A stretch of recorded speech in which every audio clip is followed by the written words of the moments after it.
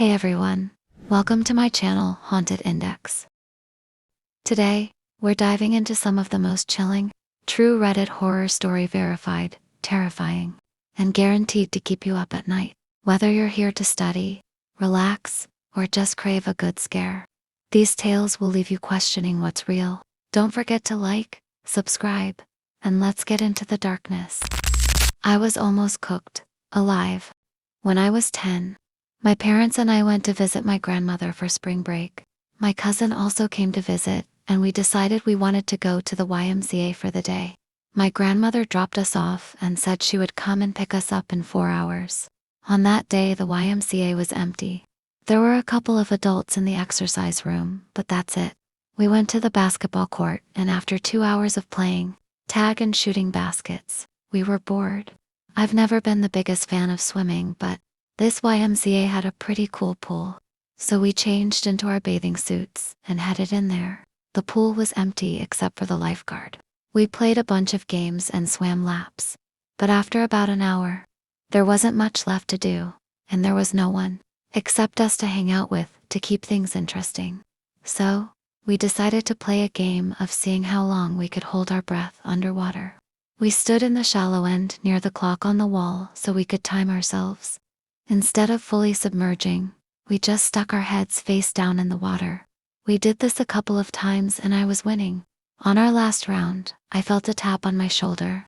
I figured it was my cousin giving up and telling me that I won. But instead, it was the lifeguard who told me to knock it off, or she was going to have to ask us to leave the pool. Since we were tired of being in the pool, we figured we would get out, get dressed, and go back to the basketball court until my grandmother picked us up. We only had an hour left anyways, and the water was freezing. As we got out, the lifeguard stopped us and asked if we wanted to go into the sauna to warm up and dry off. The sign said 18 years or older, so of course, we were super excited that she allowed us to do that. She walked us to the sauna and unlocked the door. The door was glass and the interior was made entirely out of wood. Inside, above the door, there was a clock, probably to help make sure you were not in there for an unsafe amount of time. The lifeguard stand was adjacent to the sauna, but if you looked out the door, you could clearly see it.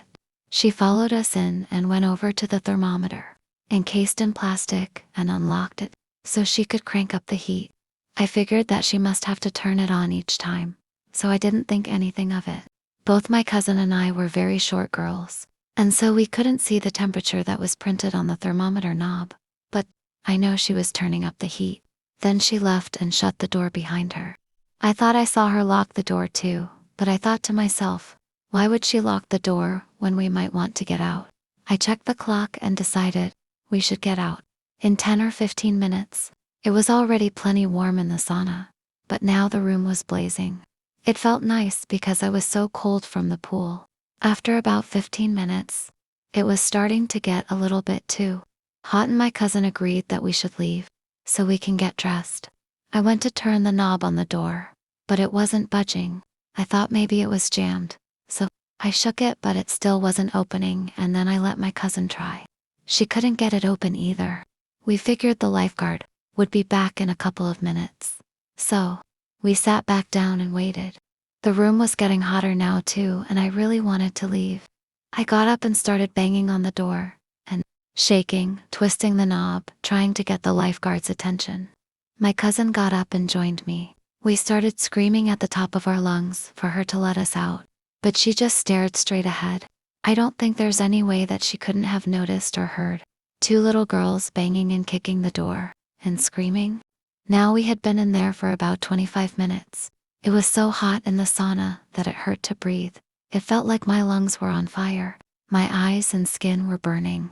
We sat back down and put our towels over our heads because they were still a little damp, and it made it easier to breathe. I was so worried about my cousin, as she is a couple of years younger than me. I looked at the clock and saw that we had been there for 35 minutes. I got up and walked to the door again and saw the lifeguard still just staring straight ahead. Again, I tried to get her attention by screaming that we needed out and banging on the door as hard as I could, but still nothing. I was starting to get pretty dizzy, so I went to go sit back down, but the wooden seats of the sauna burned my skin. My towel was completely dry, so I put it underneath me to sit on.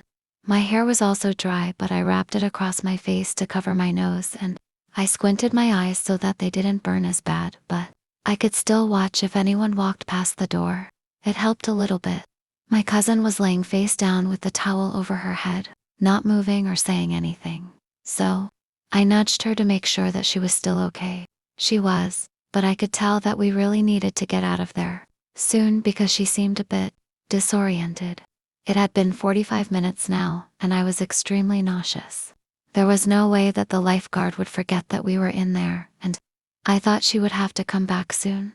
But there was this little voice in my head, telling me that maybe she purposely locked us in there.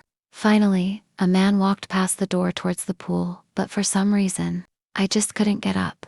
My whole body was on fire and I felt so dizzy. Luckily, this man wasn't going to the pool. He wanted to be let into the sauna and came back with a lifeguard. I saw them walking this way and immediately jumped up to grab my cousin. I knew now that for sure she had locked us in there because she pulled out her keys to unlock the door and let the man in. I didn't want to take any chances of us being trapped in there any longer. So as the man was trying to walk in, I was trying to shove our way out.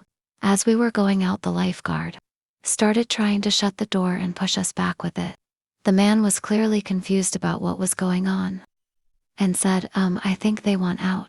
The lifeguard let out a sigh and opened the door fully, and we ran away as fast as we could into the changing room. We only had about 10 minutes before our grandmother was supposed to pick us up.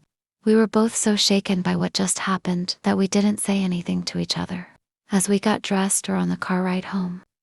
When we got back to the house, my parents were making us dinner, and I told them the story of what just happened. They thought that I must have been exaggerating and they didn't believe me. I truly think that that woman was going to let us cook alive in there. The only bit of doubt that I have is what would have happened if we actually died. She obviously would have gotten the blame. What was her end game? I'm 21 now, but I think about this interaction all the time, and when I'm in small spaces or I get too warm, I still have panic attacks. No one believes this story, and I get it. It's pretty absurd. I'm not sure if I'm allowed to ask for opinions, but do you think that this could have been some crazy misunderstanding, or do you think that she really just left us in there to die, and why? So, to the lifeguard at that YMCA, please, let's not meet again.